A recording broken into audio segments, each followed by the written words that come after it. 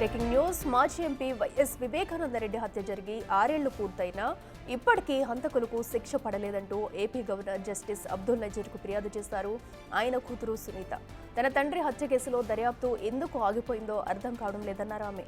విజయవాడలోని రాజ్ భవన్లో గవర్నర్ను కలిసి ఈ 6 ఏళ్లలో జరిగిన పరిణామాల గురించి ఆయనకు వివరించారు.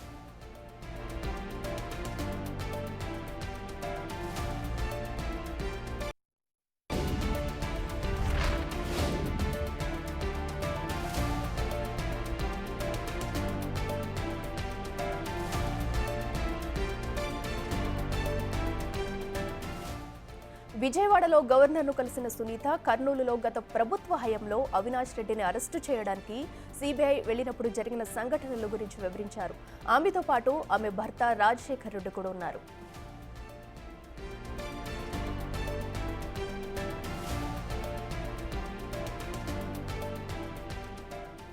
ఇదే అంశానికి సంబంధించి మరింత సమాచారం మా ప్రతినిధి శివ లైవ్ లో అందిస్తారు. శివ, చెప్పండి. అటు వైఎస్ వివేకానంద హత్యకు సంబంధించి కూడా దర్యాప్తు కొనసాగించాలంటూ ఆయన కూతురు సునీత అయితే గవర్నర్ను కలవడం జరిగింది. మరి ఎలాంటి అంశాలను ప్రస్తావించారు? ఈ కేసు ముందుకు వెళ్లే ఛాన్స్ ఉందా? డీటెయిల్స్ ఏంటి? మొత్తం మీద చూసుకుంటే ఏదైతే వైఎస్ వివేకానంద కేసుకు సంబంధించి కూడా గత ప్రభుత్వంలో ఈ ప్రభుత్వంలో 2 ప్రభుత్వాల్లో కూడా పూర్తి స్థాయిలో నిర్లక్ష్యంగా వ్యవహరించాయి. కేసు దర్యాప్తు ఏమాత్రం కూడా కొనసాగట్లేదు. పూర్తి స్థాయిలో విచారణకు సహకరించాలి. అలాగే గత ప్రభుత్వం వేసిన సిట్టు దర్యాప్తుని పూర్తి స్థాయిలో కొనసాగించాలి. అలాగే సిబిఐ విచారణ కూడా నత్తనడక కొనసాగుతూ ఉంది. దీన్ని పూర్తి స్థాయిలో విచారణ చేపట్టే విధంగా ఆదేశించాలి. అలాగే సాక్షులు కానీ అలాగే నిందితులు కానీ అందరూ బయట ఉంటున్న పరిస్థితి కనిపిస్తా ఉంది. సాక్షులు మాత్రం ఇప్పటికే 5 రకరకాల కారణాలతో రకరకాల వివాదాలతో చనిపోయిన పరిస్థితి కనిపించింది. 4 సాక్షులు ఈ మధ్య కాలంలో చనిపోవడం పెద్ద వివాదానికి కేంద్రమైంది.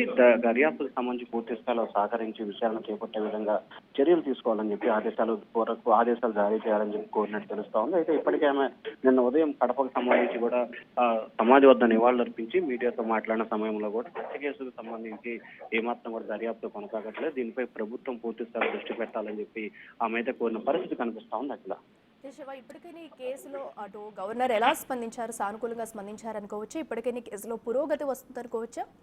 అంటే ఖచ్చితంగా ఇప్పటికే ఈ అంశానికి సంబంధించి కేసులో కొంత పురోగతి అయితే కొనసాగుతున్న పరిస్థితి కనిపిస్తా ఉంది.